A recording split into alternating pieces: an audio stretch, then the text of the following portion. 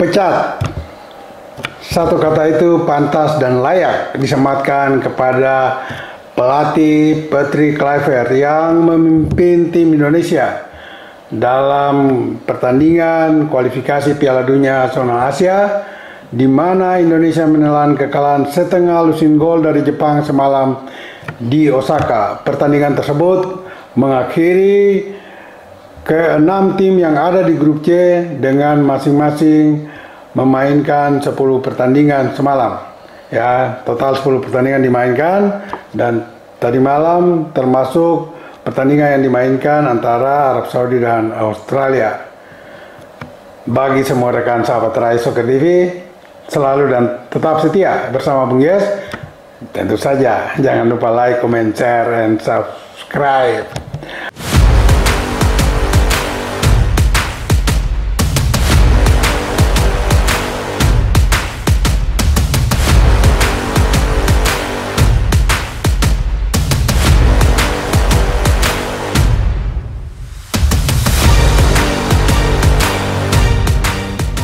Kekalahan itu atau kekalahan Jai Itzas dan teman-teman itu karena ya mereka keberatan jam tangan. Jadi mereka tidak mampu berlari dengan baik karena adanya beban jam tangan di lengan-lengan pemain tersebut, ya. Ya, itu hanya intermezzo, guyonan dari penggemar sepak bola, pendukung setia tim nasional Indonesia yang masuk ke redaksi Rai Soccer TV. Tapi oke lah, guyonan tersebut ya terserah kita mau tanggapi serius atau tidak. Tetapi marilah kita melihat sepak bola, khususnya tim nasional kita secara keseluruhan, yang dimana semalam telah mengakhiri pertandingan di grup C, pertandingan ke-10 dengan kekalahan telak 0-6 dari tuan rumah Jepang. Memang miris ya, miris dan juga terasa sangat sakit kalau melihat pertandingan semalam ya. Karena menjelang pertandingan itu sebagian besar ya pendukung setia tim nasional tentu saja menginginkan kemenangan, tetapi fakta dan realitas yang kita hadapi memang tidak mudah untuk tim kesayangan kita, Jai Itzas dan teman-teman bisa memetik kemenangan. Bahkan dengan membawa pulang 1 poin lewat hasil imbang saja sudah luar biasa. Dan ternyata harapan kita memang tidak terpenuhi. Kita kalah telak 0-6. Dan kekalahan itu memang layak diterima. Hanya yang tidak diterima, selain dengan skor telak, juga dengan sebuah permainan yang sangat tidak layak. Itulah mengapa saya katakan pecat Patrick Kluivert. Segera ganti. Kita lihat, Kluivert ketika memimpin pertandingan tim nasional kita sejak bulan Februari, ya katakan sudah 4 bulan apa 5 bulan ini, dia 4 kali membawa tim nasional kita berlaga dengan hasil kalah telak dari Australia 1-5, memetik 2 kemenangan tipis hanya dengan masing-masing 1 gol atas Bahrain dan Cina, dan itu di kandang kita. Kemudian kalah telak semalam dari Jepang 0-6. Hadirnya Patrick Kluivert ya ketika menggantikan Sintayong, penggantian itu tidak salah. Yang sedikit atau juga tidak sedikit, yaitu mengapa sosok Patrick Kluivert. Saya sendiri ketika terjadi perubahan penggantian pelatih tersebut, saya setuju, tapi bukan sosok Patrick Kluivert. Hari itu saya coba membangun komunikasi dengan federasi, dengan pemegang kekuasaan penting di federasi. Saya tidak pernah menyebut Patrick Kluivert. Saya setuju dari Belanda, tetapi bukan Patrick Kluivert. Karena dengan berbagai pengalaman saya, pengetahuan saya yang telah meliput sepak bola ketika saya masih aktif sebagai wartawan harian Kompas selama 33 tahun, 3 kali meliput Piala Dunia, saya bisa menilai Kluivert belum layak untuk memimpin sebuah tim nasional. Dan dalam usaha perjuangan yang begitu serius dan sungguh-sungguh oleh Pak Erick Thohir dan Federasi PSSI dan Indonesia untuk menembus Piala Dunia, jangan menampilkan atau menghadirkan Patrick Kluivert untuk memimpin tim kita karena tidak seimbang. Ya, harga yang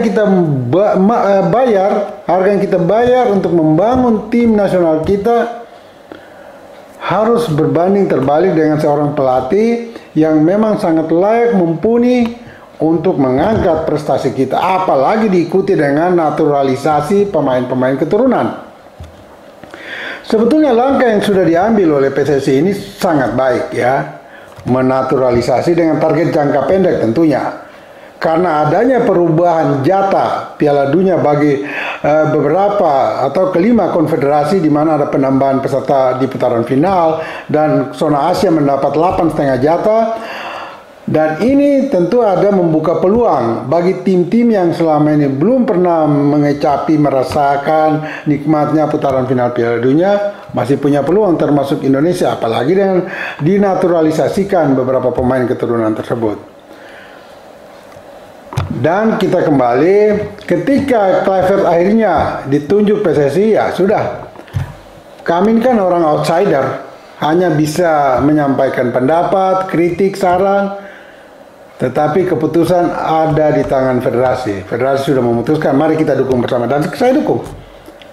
Dengan harapan tentunya, karena berbagai pertimbangan mungkin non-tenis dan juga tenis, Patrick Kluivert layak dipakai oleh PSSI. Ya, tetapi kita lihat dengan hadirnya nama besar Patrick Kluivert ketika dia menjadi pemain di klub Ajax Amsterdam dan juga kemudian di tim nasional Belanda, itu tidak dibayar sesuai dengan prestasi dia ketika menjadi pemain. Dari 4 pertandingan, ya, tim kita hanya mencetak 3 gol dan kebobolan 11 gol. Ini luar biasa.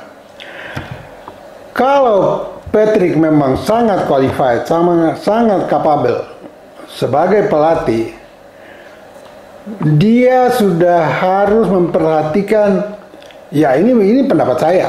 Memang saya bukan pelatih ya. Tetapi dengan pengalaman saya bisa menilai atau menyampaikan kriteria-kriteria yang secara umum bisa dilakukan oleh pelatih. Pertama, ketika dia datang ke tim kita, menangani tim Indonesia, dia harus tahu dulu pemain-pemain yang dia punya ini seperti apa, mulai dari kiper sampai lini depan. Ya. Setelah dia bergaul, berlatih bersama dengan mereka, dia akan tahu kelemahan kekurangan masing-masing. Itu yang diperbaiki, ditingkatkan. Itu pertama. Dan kita jangan lupa, ketika Sintayong diganti, salah satu alasan utama adalah tidak terbangun komunikasi yang baik antara pelatih Sintayong dengan para pemain mayoritas dari Belanda. Hadirnya Kluivert, salah satu poin adalah untuk menutup kekosongan dan kekurangan itu, yaitu komunikasi, bahasa. Dan apakah berhasil Kluivert? Tidak. Komunikasi seperti apa yang dia bangun dalam tim itu? Hah? Dalam urusan permainan, taktik, strategi di lapangan. Pertama, dia tidak berhasil membangun individu-individu pemain, meningkatkan individu-individu pemain.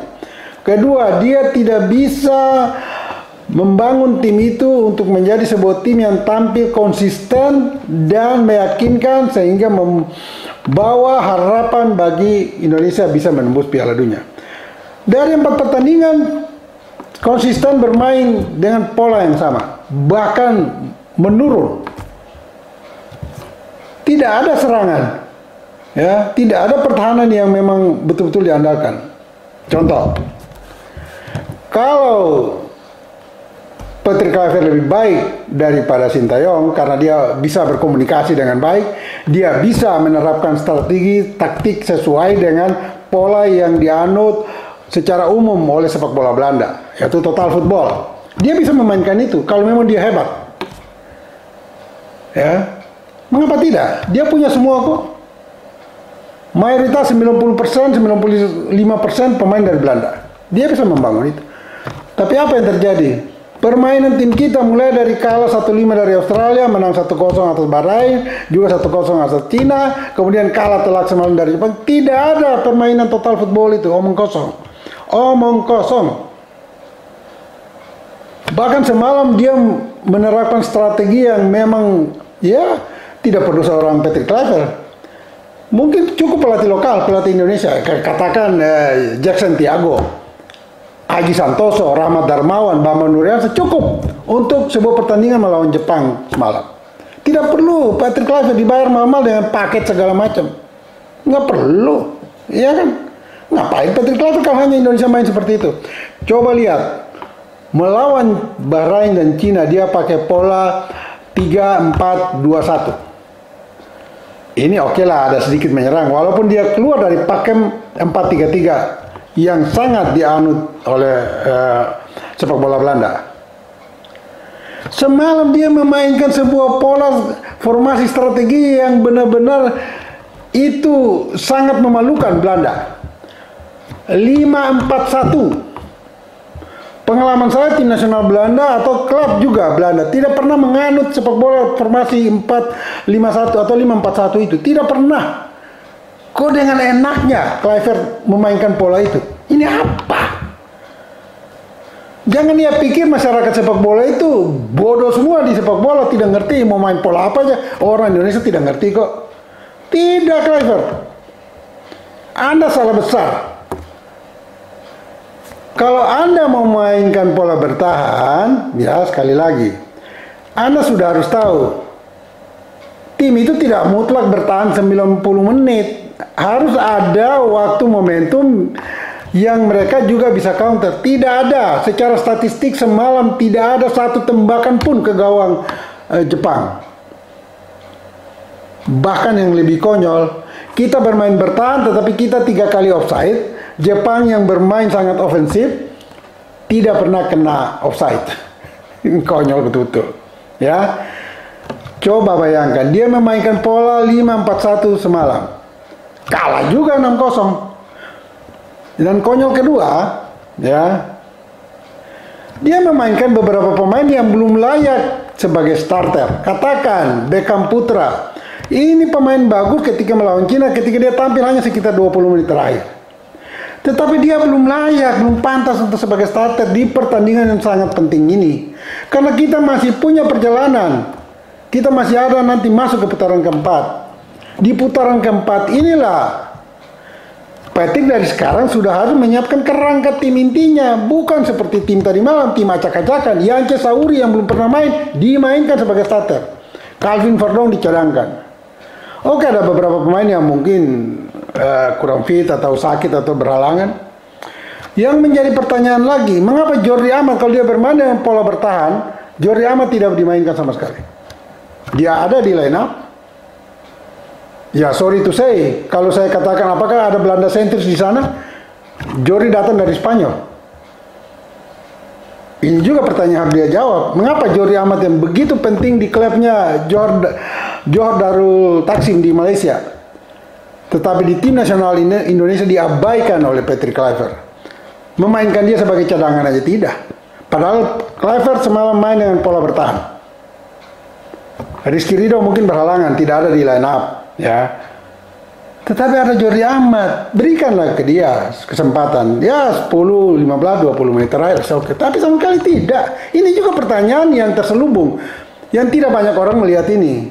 Tapi kalau orang yang ngerti bola akan tahu bahwa Kluivert punya pemain bertahan, sederet pemain bertahan, tetapi dia bisa dikalahkan oleh Jepang dengan mudah, 0-6 pula, telak lagi, setengah losing goal. Ini memalukan. Jadi Pak Erik, saran saya, Bapak sudah berjuang berusaha maksimal mungkin dan belum berakhir Pak Erik. Bapak masih punya kesempatan untuk memperbaiki tim ini karena wewenang penuh ada di Bapak. Bapak coba abaikan bisikan-bisikan orang-orang di samping Bapak itu. Ya. Karena saya melihat orang-orang di samping Bapak itu banyak yang tidak mengerti teknis, Pak. Coba ajaklah mantan-mantan pelatih nasional. Ya mungkin juga media, tapi media yang senior, Pak. Jangan media yang baru besar kemarin diajak bicara soal tim nasional. Ya, mantan-mantan pemain nasional itu mereka punya visi dan tahu juga bermain bola. Mungkin mereka akan punya pendapat-pendapat yang selama ini Pak Erik belum dengar. Di lingkaran Pak Erik sekarang ini tidak ada orang yang mengerti tenis bola, Pak. Ini juga akibat daripada itu, makanya Kluivert mengapa dipilih. Saran saya ganti Kluivert, pecat Kluivert.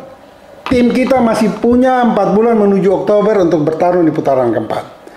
Atau untuk jangka pendek masih punya 1,5 bulan, karena di klub-klub mereka sekarang ada off season. Tidak ada pertandingan antar klub. Dan itu baru mulai musim 2025-2026 pada bulan Agustus. 1,5 bulan ganti Kluivert, minggu depan ganti, tetapi tetap memilih pelatih dari Belanda yang lebih ternama dan punya kualitas yang sudah mendunia. Bayar mahal, silakan bayar mahal, daripada Bapak nanti gagal.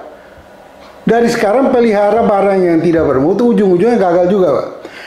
Kalau, sorry to say lagi, kalau Kluivert masih dipertahankan, Pak Erik, saya orang pertama yang akan mengatakan Indonesia tidak akan tembus Piala Dunia. Pasti, kalau Kluivert. Karena dari 4 pertandingan dia tidak mengubah permainan kita sama sekali. Sama sekali tidak ada perbedaan permainan. Baik secara tenis, non-tenis, strategi, taktik, tidak ada kelihatan perubahan signifikan. Itu kira-kira pendapat saya, ya, opini saya, dan juga kritik dan saran saya. Silakan mau ikuti, dengar, tidak juga tidak apa-apa. Karena saya dan tentu saja sebagian besar masyarakat sepak bola tetap setia mendukung tim nasional kita dan berharap di bawah kepengurusan sekarang, terutama Pak Eri dan teman-teman sedang berjuang keras untuk membawa tim kita menembus Piala Dunia. Tetapi kekurangan-kekurangan ini mumpung masih ada waktu, segera dikoreksi Pak Eri. Akhirnya itu saja, dan bagi semua rekan sahabat Rai Soccer TV, ingat, bola itu bulat, giring terus.